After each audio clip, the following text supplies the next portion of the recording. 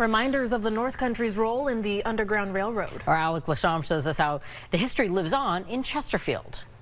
Of resilience and objects of evil live inside the North Star Underground Railroad Museum in the town of Chesterfield. This is a physical reminder.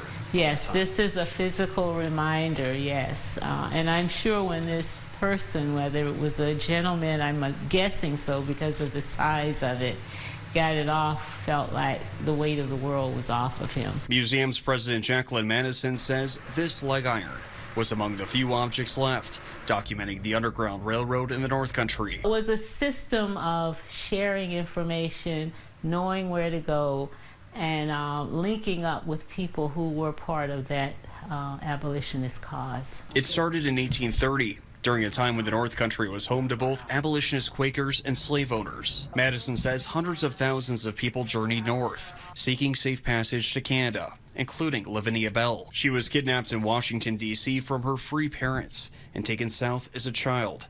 There, she grew up as a slave. But years later, the slave owner's wife gave Bell information that would lead her to freedom. She tells Lavinia to follow the North Star and points it out to her. After several unsuccessful attempts, Bell eventually made her way through the North Country to Rouse's Point, where a man paid for her train ticket to Montreal. Madison says the Underground Railroad's path didn't stop after the end of slavery. In 1882, the United States Chinese Exclusion Act saw many Chinese immigrants cross the northern border into New York, only to be captured and put into jails, one of which was in Port Henry. The jail housed over 600 individuals at the time, and some of those places that they kept them were actually like cages. They weren't very big. It wasn't like a room. Years later, the police logs with photographs of detainees were discovered by a local historian. A lady named Amy Chen happened to be here and saw her grandfather, Bakyung Chen, in that book.